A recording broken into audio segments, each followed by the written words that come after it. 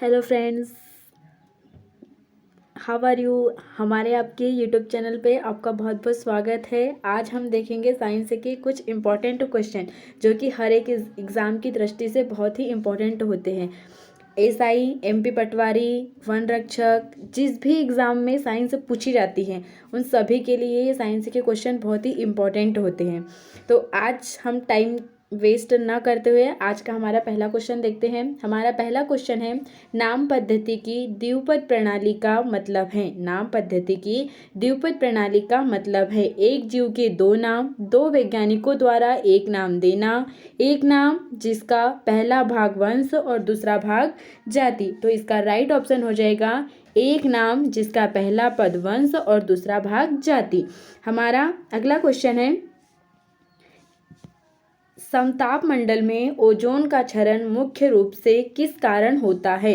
समताप मंडल में जो ओजोन होती है उसका क्षरण मुख्य रूप से किस कारण होता है। Option chlorofluorocarbon, carbon dioxide, methane, इनमें से कोई नहीं। तो इसका जो राइट ऑप्शन है वो हो जाएगा क्लोरोफ्लोरोकार्बन। समताप मंडल में ओजोन का क्षरण क्लोरोफ्लोरोकार्बन के कारण होता है। हमारा अगला क्वेश्चन है, हमारे शरीर का सबसे बड़ा कौन सा अंग है। हमारा मनुष्य शरीर जो है इसमें सबसे बड़ा अंग कौन सा होता है। हमारा फर्स्ट ऑप्शन है वक्र, सेकंड अग्नाशय, आमाशय या यकृत। तो हमारा जो राइट ऑप्शन हो जाएगा वो हो जाएगा यकृत। यकृत सही ऑप्शन है। हमारे मनुष्य शरीर का सबसे बड़ा अंग कौन सा होता है, यकृत होता है। ठीक है दोस्तों, आगे हमारा याद रखना, कॉपर सल्फेट विलयन जिसमें कॉपर इलेक्ट्रोड को हो के विद्युत अपघटन के दौरान कॉपर एनोड पर घुलता, कॉपर सल्फेट विलयन जिसमें कॉपर इलेक्ट्रोड हो के विद्युत अपघटन के दौरान क्या होता है, कॉपर एनोड पर घुलता है और कैथोड पर एकत्रित होता है, या कॉपर कैथोड पर घुलता है और एनोड पर एकत्रित होता है, या कॉपर कैथोड पर घुलता है और कॉपर सल्फेट विलयन बनता है, या फिर कैथोड पर हाइड्रोजन गैस निकलती है और एनोड पर ऑक्सीजन। इसका जो राइट ऑप्शन हो जाएगा वो हो जाएगा कॉपर एनोड पर घुलता है और कैथोड पर एकत्रित होता है। अगला क्वेश्चन देखते हैं, नेत्र लेंस की फोकस दूरी में परिवर्तन वस्तु का प्रतिबिंब फोकस पर बनने के लिए दूरी में परिवर्तन किसके कार्य से होता है। ऑप्शन फर्स्ट है पुतली, सेकंड है पक्षमाई मांसपेशी, थर्ड है आइरिस और फोर्थ है रेटिना। तो इसका जो राइट ऑप्शन हो जाएगा वो हो जाएगा सेकंड नंबर का पक्षमाई मांसपेशी। परिवर्तन किसके कारण होता है, पक्षमाई मांसपेशी के कारण होता है। अगला क्वेश्चन,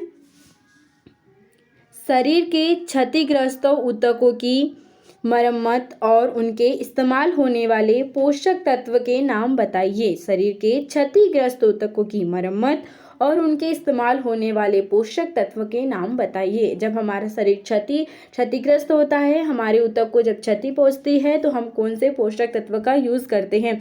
तो इसका जो राइट ऑप्शन हो जाएगा वो हो जाएगा फोर्थ नंबर का एमिनो एसिड। जब क्षतिग्रस्त ऊतकों की मरम्मत के लिए हम एमिनो एसिड का प्रयोग करते हैं। नेक्स्ट क्वेश्चन, एक लोलक का अंतराल निर्भर करता है। एक लोलक होता है उसका अंतराल निर्भर करता है द्रव्यमान पे, लंबाई पे, आयाम पे, ऊर्जा पे। बताइए दोस्तों क्या हो जाएगा। तो इसका जो राइट ऑप्शन हो जाएगा वो हो जाएगा लंबाई पे। एक लोलक का अंतराल निर्भर करता है, काय पे निर्भर करता है, लंबाई पे निर्भर करता है। नेक्स्ट क्वेश्चन देखते हैं, संयुक्त नेत्र की उपस्थिति किस वर्ग का लक्षण है। संयुक्त नेत्र की उपस्थिति किस वर्ग का लक्षण है।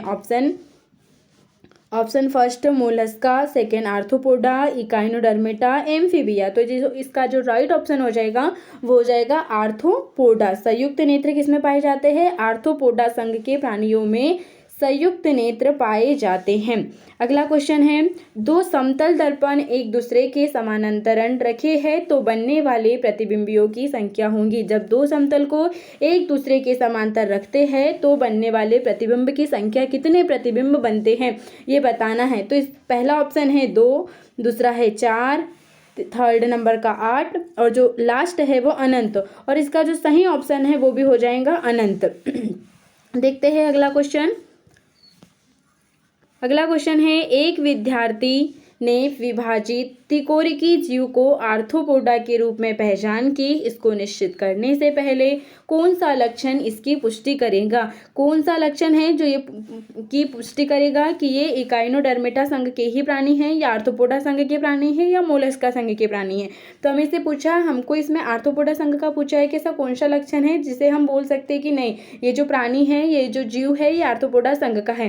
तो इसका जो राइट ऑप्शन हो जाएगा वो हो जाएगा काइटिनियस की उपस्थिति। जो आर्थ्रोपोडा संघ के जो प्राणी होते हैं उनके शरीर पे काइटिन की परत बनी वाली होती है, जैसे काकरोच वगैरह जो होते हैं वो आर्थ्रोपोडा के अंतर्गत आते हैं। अगला क्वेश्चन देखते हैं। अगला क्वेश्चन है, एक तरंग दैर्घ्य की लंबाई 4 × 10⁻⁷ मीटर से 7 × 10⁻⁷ मीटर दिखाई देती है। किसके कारण दिखाई देती है? पराबैंगनी किरणें, अवरक्त किरणें, दृश्य किरणें या एक्स किरणें? बताइए दोस्तों। तो जिसका राइट ऑप्शन हो जाएगा वो हो जाएगा दृश्य किरणें। अगला क्वेश्चन है, अंतरिक्ष यात्री एक दूसरे से बातें करने के लिए बाह्य क्षेत्र में प्रयोग करते हैं। जो अंतरिक्ष में यात्री होते हैं जब उनको आपस में एक दूसरे से बात करना होता है तो वो किस चीज़ का प्रयोग करते हैं हमें बताना है। तो इसका जो राइट ऑप्शन हो जाएगा वो हो जाएगा सेकंड नंबर का रेडियो तरंगे। जो अंतरिक्ष यात्री होते हैं वो एक दूसरे से बात करने के लिए रेडियो तरंग का उपयोग करते हैं। अगला क्वेश्चन है, एक परिपथ में विद्युत धारा बहती है। जो एक परिपथ होता है उसमें विद्युत धारा बहती है, उच्च विभव से निम्न विभव से उच्च विभव इलेक्ट्रॉन की दिशा में बहती है या किसी भी दिशा में बहती है। तो इसका जो राइट ऑप्शन हो जाएगा वो हो जाएगा फर्स्ट वाला, उच्च विभव से निम्न विभव की ओर बहती है। किसे? उच्च विभव से निम्न विभव की ओर बहती है, इसका राइट ऑप्शन। फिर इसके बाद में अगला क्वेश्चन है, उच्च विभव से निम्न विभव की ओर, ये उसका राइट ऑप्शन हो जाएगा। अगला क्वेश्चन है, कौन सा द्वितीय सेल है? हमें इसमें से बताना है कि प्राथमिक सेल कौन से है और द्वितीयक सेल कौन से होते हैं। इसमें से क्वेश्चन बनता है दोस्तों, तो आपको ऐसी लिस्ट बना के तैयार कर लेना है कि हमारे प्राथमिक सेल कौन कौन से होते हैं और द्वितीयक सेल कौन कौन से होते हैं। तो हम इसमें देखेंगे, पहला ऑप्शन है डेनियल सेल, सेकेंड ऑप्शन है शुष्क सेल और सीचा संचायक सेल। तो इसका जो राइट ऑप्शन हो जाएगा वो हो जाएगा सीचा संचायक सेल। द्वितीयक सेल कौन सा होता है? सीचा संचायक सेल। अगला क्वेश्चन है, जब कारपेट को छड़ी से पीटा जाता है तो मिट्टी के कण किस कारण बाहर आ जाते हैं? जब हम एक कारपेट को एक डंडे या छड़ी की सहायता से पीटते हैं तो उसमें से कुछ मिट्टी के कण बाहर आते हैं। तो हमें वो कारण बताना है कि किस कारण के कारण मिट्टी के जो कण होते हैं वो कारपेट से बाहर आते हैं। पहला ऑप्शन है स्थिर आघूर्ण, गति आघूर्ण, दिशा आघूर्ण या संवेग का संरक्षण। तो जिसका जो राइट ऑप्शन हो जाएगा वो फर्स्ट वाला हो जाएगा, स्थिर आघूर्ण। अगला क्वेश्चन है, निम्न में से कौन सा रोधी है? निम्न में से कौन सा रोधी है? अम्लीय जल, समुद्री जल, शुद्ध वाष्पित जल या क्षारीय जल? तो इसका जो राइट ऑप्शन हो जाएगा वो हो जाएगा शुद्ध वाष्पित जल, ये रोधी होता है। अगला क्वेश्चन, पनडुब्बी किस सिद्धांत पर बनाई गई है? जो पनडुब्बी है वो किस सिद्धांत पर बनाई गई है या किस सिद्धांत पर कार्य करती है? पहला ऑप्शन है बर्नौली का सिद्धांत, आर्किमिडीज के सिद्धांत, पास्कल के नियम या न्यूटन के नियम। तो इसका जो राइट ऑप्शन हो जाएगा वो हो जाएगा आर्किमिडीज का सिद्धांत। जो पनडुब्बी होती है वो आर्किमिडीज के सिद्धांत पर बनाई गई है।